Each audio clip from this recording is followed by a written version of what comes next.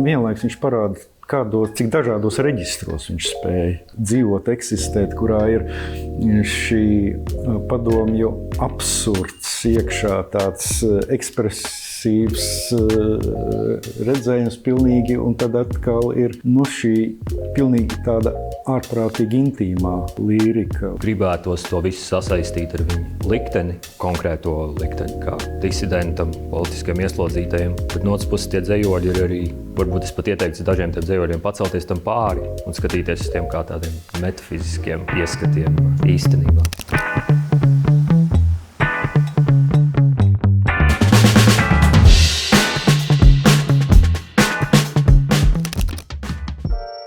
Krājums Jautrie kapi ir ukraiņu dzejnieka un disidenta Vasiļa Stusa 3. dzejas krājums. Tas tappa no 1968. līdz 70. gadam un netika iesniegts nevienā izdevniecībā. 1970. gadā dzejnieks pats ar rakstāmašīnu nodrukāja un iesēja šo krājumu 12 eksemplāros, kas bija domāti lasīšanai vistuvāko draugu lokā.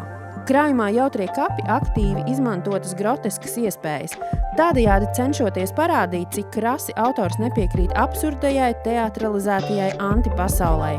Šajā krājumā liriskais varonis spēja aptvert un izteikt mūžīgo, vispār cilvēcisko, demonstrējot spēju atjaunoties un atdzimt jebkādos, pat visnelabvēlīgākajos apstākļos, jo vairs ne apstākļi viņu rada, bet viņš ir tas, kas rada pasauli sevī un apkārtnē. Dzejas krājumu no ukraiņu valodas atdzejojas Māris Salējs. Sveicināti! Mēs esam Apgāda Aminorī telpās un Aminorī raidierakstā. Man līdzās ir dzejnieks Māris Salējs. Es esmu Oris Silabrietis, mūzikas apskatnieks, un mēs sarunāsimies par Vasiļa Stusa dzejas krājumu. Es sākšu ar to, ar ko varbūt mums vajadzētu īstenībā beigt, Māri. Kā vispār var dzīvot, kad raksta šādu dzeju? Manuprāt, gandrīz vai nevar dzīvot. Un patiesībā tas, ko Stuss darīja ar savu dzīvi, viņš to arī savā veidā aizveda līdz šim finālam. Tādā ziņā, tā teikt. Kad tu pats viņu pirmoreiz sastapi un kā? Drīzāk, ja tā padomā, tad laikam tomēr tad, kad iznāca ukraiņu dzejas antoloģija Vējš no Ukrainas, šķiet 2008. gadā. Tad es iepazinos ar dažiem viņa dzejoļiem Amandas Aizpurietes atzejojumā. Bet jāatzīst, ka tā pa īstam es laikam sapratu Stusu un tā īsti ieraudzīju pēc Krievijas pilna mēru uzbrukuma Ukrainai, pēc kara sākuma. Vai būtu pareizi teikt, ka viņš ir viens no tiem, kas tagad jau ar laika distanci visspilgtāk, visspēcīgāk izceļas no visas tās bagātās Ukrainas dzejnieku plejādes, kas vispār mums ir zinām 20. gadsimta, īpaši otrajā pusē? Jā, es pat teiktu, ka zinot viņu kā cilvēktiesību aizstāvi un ārkārtīgi spilgtu, pat ne disidentu, tādu cilvēku, kurš ar visu savu dzīvi bija kā kauls rīklē toreizējai padomju sistēmai, jo īpaši arī Ukrainā. Tad, kad es iepazinos ar viņa dzeju, es sapratu, ka tas, ka dzeja nav piedeva tam, ka patiesībā tas ir vienlaikus gan izcils cilvēktiesību cīnītājs bez kompromisiem un tāds pats, es piekrītu, ka viņš ir iespējams izcilākais 20. gadsimta otrās puses ukraiņu dzejnieks. Vai iemiesošanās šādā dzejā kaut kā nedodara pāri arī pašam tulkotājiem, atzejotājiem? Tulkotājiem un atzejotājiem vienmēr ir jāapzinās un jāmaksā. Jāmaksā ar to, ka viņš noņem savu balsi un pieņem atzejojamā autora balsi. Tādā ziņā Belševicas teiciens par to asiņu pārliešanu no atzejotāju uz atzejojamo ir diezgan patiesa. Bet, protams, nekad nav iespējas tik pilnīgi iemiesoties. Vienmēr ir interpretācija. Vai tev ir nepieciešama īpaša fiziska izolēšanās no pasaules, lai strādātu ar šādu dzeju? Es tikai zināmā mērā projekcēju, jo tomēr ļoti bieži negadās saskarties ar kaut ko tādu, ko tu nevis lasi, bet kas tev vienkārši uzšķērž. Un tad liekas, ka vajag vispār tikt prom no pasaules, lai ar to strādātu. Teiksim tā, katram atzejotājam vai tulkotājam par šiem gadiem ir izstrādājies savs profesionālais kretīnisms. Ja paņēmieni, kā viņš tiek ar to galā un kā viņš, man ir izstrādājies tā, ka es mēģinu strādāt katrā brīvā brīdī, un tādā veidā es pārāk ļoti nevairos no pasaules. Es vienkārši tajās lakūnās, kas man atrodas, jebkuras es atrodu, es ielecu tajā autorā. Un patiesībā arī ļoti, ļoti no svara ir brīnišķīgs redaktors, kurš redz, vai tie ielecieni ir pilnīgi vai vēlreiz jāaiziet tam cauri. Vai ir iespējams nolikt Vasiļu Stusu uz 3 nedēļām kaut kur pilnīgi nost, un tad atkal atgriezties un atkal nirt iekšā? Grūti. Grūti, jo tas vienmēr ir kaut kur tajā, kaut kādā smadzeņu kaktiņā vai smadzeņu daļā jāatstāj tā vieta. Pat ja tas nav apzināti, bet vienmēr tur darbojas kaut kāds mazs tāds zobratiņa mehānisms, kurš neteiksim pārmaļ, bet visu laiku apstrādā šo materiālu un meklē tā kā, es nezinu, tā kā šahā vai kā, variantus. It īpaši jau tajos dzejoļos, kas ir stingrā formā, klasiskā pantmērā, tev jāizaug līdz Stusam latviski, līdz viņa poētiskās domāšanas veidam latviski. Un tāpēc, tur ir kaut kur visu laiku. Kaut arī tu dari kaut ko pilnīgi citu. Stus strādā tevī. Jā. Tas arī bija viens no maniem jautājumiem. Te ir ļoti, ļoti daudz šo saistīto, un tie ir virtuozi atzejot. Un tad ik brīdim pēkšņi iekrīt kaut kas pilnīgi negaidīt, tāds brīvi plandošs. Kas tā par metodu dzejniekam? Patiesībā šis arī skaitās tāds viens no eksperimentālākajiem Stusa dzejoļu krājumiem, 3. pēc kārtas, kurā viņš izmēģina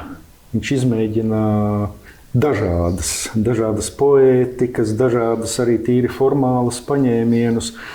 Un tieši tādēļ šis krājums ir ārkārtīgi interesants, jo viņš spēj, vienlaikus viņš parāda, cik dažādos reģistros viņš spēj dzīvot, eksistēt, kurā ir šī padomju absurds iekšā, tāds ekspresīvs redzējums pilnīgi, un tad atkal ir šī pilnīgi tāda ārprātīgi intīmā līrika vai tāds kā lauks ārkārtīgi personisks. Un tad ir šie stingrie, savā formā stingrie dzejoļi, kurā ir intensificēta tā eksistenciālā, pilnīgi tā eksistenciālās bezizejas sajūta, kurā viņš pats ar sevi, it kā viņš met sevi pret sevi un arī poētiski ar sevi savā ziņā pārmaļ. Un tas ir tik interesanti, kā šis kopums strādā, kā šis kopums turas kopā. Viņš turas, vai ne? Jā, un viņš turas. Tas ir visneparastākais, ka viņš it kā iziet no tiem rāmjiem, un tur nav vienkārši propaganda vai kontrpropaganda vai kaut kas tam līdzīgs. Tas ir brīva cilvēka, kurš ir iemests tajā laikmeta bezizejā, tāds redzējums un meklēšana, kā eksistenciāli iziet no tā laikmeta robežām. Varbūt ir vērts arī atgādināt līkreiz, ka tas ir vēl stipri jauns cilvēks, kas raksta šos pantus, un viņam līdzās neizbēgami pat tajos dzejoļos, kur viņa nav, viņa tomēr ir nāve. Jā, un es teiktu tā, ka tik asi un tik intensīvi nāvi, es domāju, to arī var tikai jaunos gados sajust. Vai arī vismaz par to runāt tik nesaudzīgi. Ja? Jā, tā varētu teikt. Man ir arī daži tehniskas dabas jautājumi. Ļoti bieži tu izmanto īsformas. Tur, kur mēs būtu pieraduši likt vēl vienu zilbi klāt, tu lieto formu, kas ir īsa, lakoniska un atvaino, bet pilnīgi noteikti nāk Rainis druscītiņu prātā. Un vai arī pašam Stusam un arī vispār ukrainu valodā ir šīs iespējas variēt? Pateikt trīzilbju vārdu vai to pašu divās zilbēs? Protams, ka es domāju, ka es esmu strādājis ar poļu valodu, ar krievu valodu. Un protams, ir iespējas, ja tu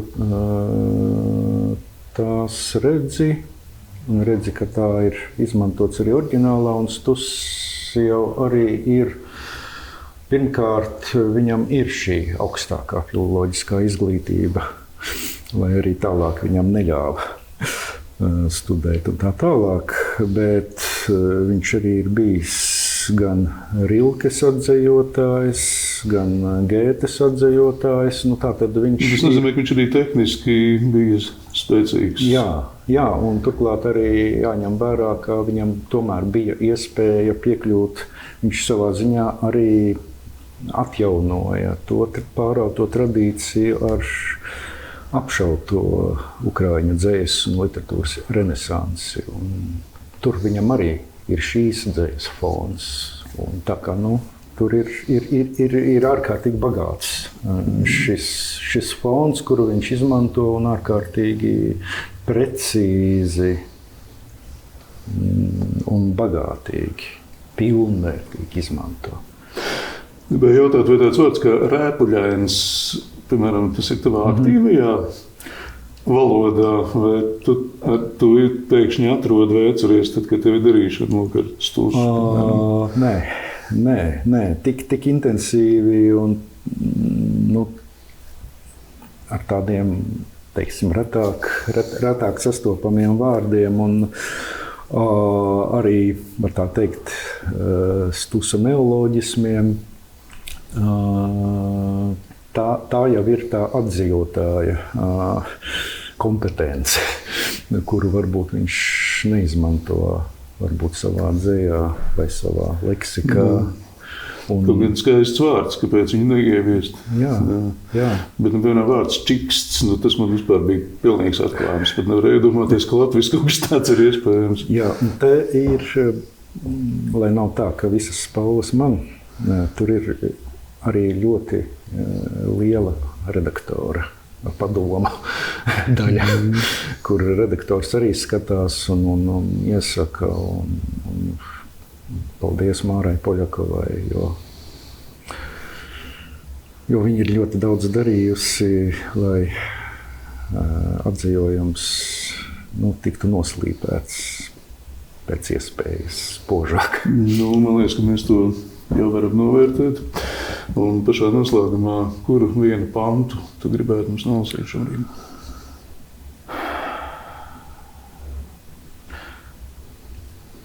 Neesmu tā ļoti īpaši domājis, bet...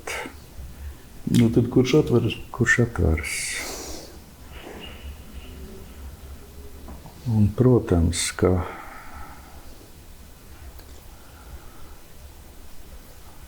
kā atzējotājam jau ir vismīļākie tie visgrūtākie atzējojumi. Kailajā kalnā ugunskurs izdeg, nāk rīts. Un kailajā kalnā izplēnē rudens lapas, bet es vairs nezinu, kur uz šo kalnu ved taka, un nezinu vairs, vai kalns mani varētu atpazīt. Oktobra vidus, tavu palēko stundu rēns, tavu rūgteno šaubu un rudeņu vēja laiks, puse dzīve jau aizmirstas grēks, jau aizmirstas bēdu un prieka.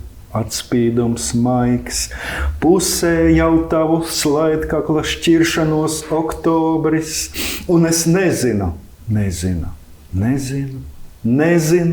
vairs, vai es miris, vai dzīvs, vai vēl dzīvojot gaist, mana elpa, jo apkārt norimis, novītis, noklusis viss. Tavās smeldzīgās plaukstās joprojām vēl smarža tvan, un rūgtās teju vai sāļās lūpas smaržo joprojām, un kailais kalns, kā izbiedēts putns, aizspurdz projām, un ārtās pietūkušās baložu bazūnes spalgi skan. Paldies, Māri, par Stusu. Paldies. Mēs pirmīt sarunājāmies ar dzejnieku Māri Salēju un šobrīd Arvis Viguls. Sveiks, Arvi. Sveiks. Mēs varētu sākt ar vispārīgo, jo man vienmēr tas ir ļoti interesējis, ko nozīmē redaktors dzejas krājumam, prozai saprotams. Dzejai, liekas, ka tas dzejnieks taču pats māks savīt to audumu, un tad, kur vēl atzejotājs, tad ir vēl nākamā kārta, un tad nāk redaktors vēl ar savu viedokli. Un varbūt mēs līdz tam tiksim, bet pirms tam es tev gribētu jautāt konkrēti par Vasiļu Stusu, dzejnieks par dzejnieku. Kā tu teiktu, šo krājumu iesaku izlasīt, jo? Jo galvenais un pirmkārt tā ir izcila dzeja.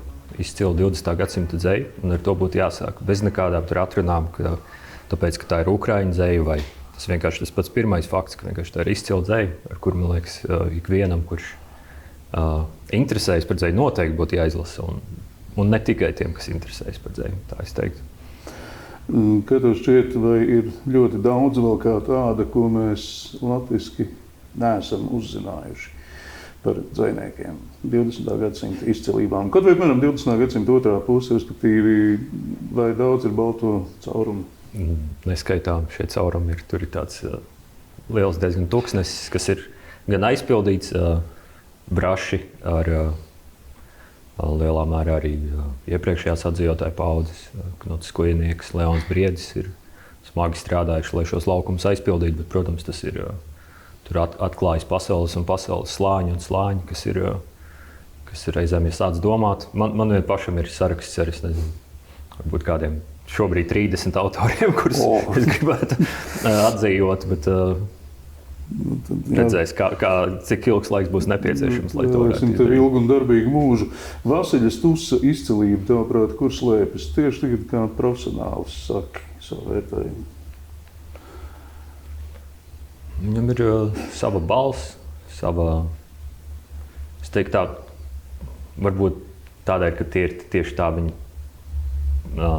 viņa daļradas daļa, kas man šķiet vistuvākā. Tāpēc varbūt teikšu, ka tas ir man iemesls, kādēļ viņš ir izcils dzejnieks. Man liekas, viņš ir tāds metafizisks dzejnieks, kurš skatās pāri. Un īstenībā man patīk tas, kā viņš maina to fokusu. Jo ir dzejoļi, kas ir ļoti konkrēti par konkrētām lietām un ļoti tā iemīti, sazemēti tajā viņa dzīves un tā laika realitātē. Un tad ir teksti, kurus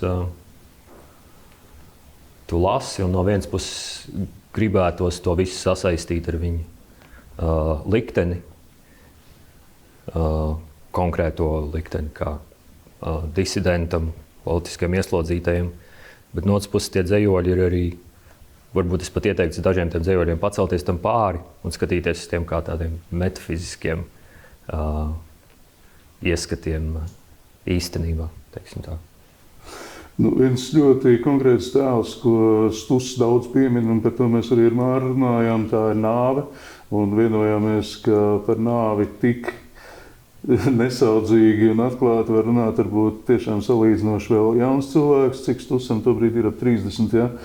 Bet, tu saki par šo metafiziku, bet mēs paskatītos dzejoļus, tur ir ļoti, ļoti daudz konkrētā, un tu arī to teici, tad kurā brīdī dzejnieks māk uzbūvēt to, ka viņš ar šīm konkrētībām tomēr spēja pacelties spārnos pāri tām.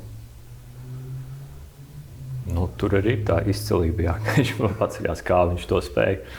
Tas ir, tur nav mehānismi, ja? Es domāju, ka jā, tur nav mehānismi. Protams, var teikt, vai viņš būtu tikpat izcils dzejnieks ar citādu likteni vai citos apstākļos. Es domāju, viņš vienalga būtu izcils dzejnieks. Tad tomēr tas ir dabas mātes nopelns arī lielā mērā. Talants, protams, un darbs kā vienmēr. Tagad strādājot pie konkrētā krājuma, tad Māris Salējs atdzejoja, Māra Poļakova pārskatīja un ieteica, un Māris tad vai pieņēma vai veidoja pats trešo variantu, un tad pienāca tava kārta. Kāds tad bija tavs darbības lauks un ko tu spēji ietekmēt? Es neplūkšu laurus, kur man tie nepienāks. Es domāju, ka Māra Poļakova ir redaktore, un es vienkārši caurskatīju šos atzīvojumus un pievēršu uzmanību īpaši formāliem aspektiem, jo es zinu, atzījojot formāli prasīgus tekstus, kur ir metrika, kur ir atskaņas. Reizēm tu iesēdies uz kaut kādu vienu mēģinājumu atrast to atskaņu pāri, un reizēm ir nepieciešams šis skats no malas, kur to kāds vienkārši pasaka, varbūt var citādāk pateikt, vai šo vārdu aizstāt ar to vārdu, un tas pēkšņi atver visas iespējas. Tāpēc, ka tā pirmā atrastā versija, viņa pārāk plakana vai nav virtuoza? Kas ir iemesls, kādēļ tu gribi labot?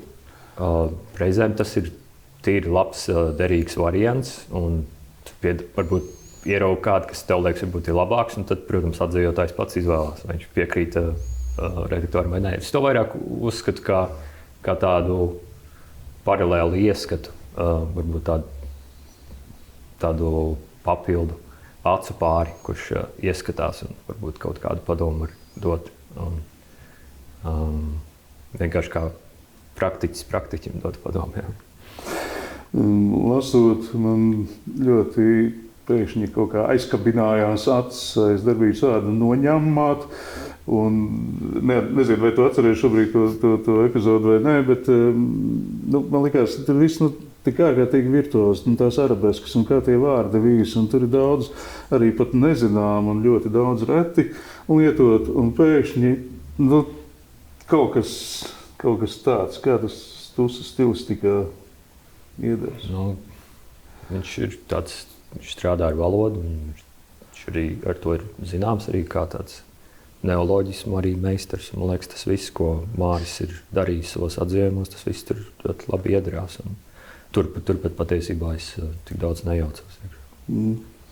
Vai tu Māra atzījumā atpazīsti arī pašu Māru Salēju kā dzejnieku?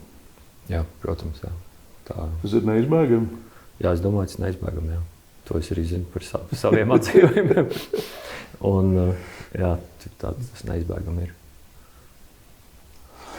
Kad Vasiļs Stuss pārtop latviešu versijā, neveļus rodas, lasot kaut kādu salīdzinājumi, Un mēs jau vienmēr runājām, ka man konkrēti īsu vārdu dēļ varbūt zināmā mērā tas bija Rainis, bet man noteikti prātā bija kaut kas no Belševicas ritmiem, kaut kas arī no Ulža Bērziņa. Tas ir, protams, ļoti subjektīvi, bet varbūt arī tev ir kaut kādas paralēles, kur tu saskati Vasiļa Stusa latviskojuma radniecību ar citiem latviešu autoriem. Tiesībā es centos viņu uzlūkot kā kaut ko unikālu un pašpietiekamu, varbūt nemeklēt šīs sabalsošanās un atskaņas. Tīši meklēt, nē, bet kādreiz vienkārši ienāk prātā līdzības. Es pat teiktu, viņa darbs ar tajos dejoļos, kur ir stingra forma, metrika, atskaņas, un no otras puses tāda tēlainība, kas reizēm aizplūst seriālismam, tuvai metaforikai, un patiesībā atgādināju šo to no Jāņa Rokpeļņa. Lai gan varbūt Rokpeļnim ir vairāk ironijas un smieklu tajā, bet tur ir kaut kas tajā savienojumā. Šīs divas lietas ir kā tāda metaforiski tāda meklējuma, kas ir saudabīgi, lai kods arī dzejas kontekstā nozīmē, bet no otras puses ir šī forma. Kaut vai pat, ja nav atskaņas, viņš vienalga tur izmanto, piemēram, balto pantu. Tur ir manīt, ka Šekspīrs, tur ir kaut kāds dialogs ar Šekspīru lūgām. Hamletu garo. Jā, kas viens no skaistākajiem Hamleta skaidrojumiem vispār, ko ir gadījies lasīt. Tā tas ir. Vai tev vispār ir sanācis domāt par Ukrainas literatūru kopumā, vai tas ietilpst tavu interešu lokā?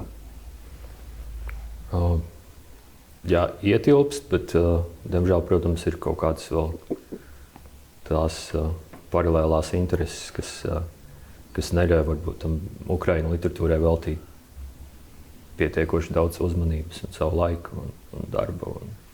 Un ir tik daudz, kas būtu jāpaveic. Un reizēm ir kārdinājums vienkārši kaut kādu laiku atbrīvot un pievērsties tikai tam un kaut ko izdarīt. Bet, diemžēl, ir visu laiku paralēli kaut kāds savi arī projekti. Un tad ļoti jāsaka liels paldies Mārai Poļakovai, kur vienmēr pabaksta un piebiksta un iesaista. Un tas noteikti ir ļoti, ļoti svarīgs stimuls. Viņa ir tiešām. Tas ir tā, ka Mārai nevarētu teikt. Jā, man ir grūti viņai atteikt. Jā. Un tādēļ, jā, Māra ir ne tikai kā Ukraiņu literatūras tulkotāja, bet arī kā tāds virzītājs spēks, kurš arī virza citus un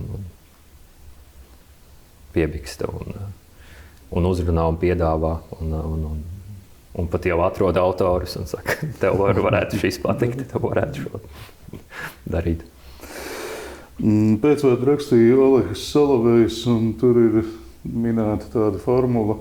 Un es tā īsti nesapratu, vai runa par ideālo dzejnieku vai šajā gadījumā par Stusu un viņam līdzīgiem.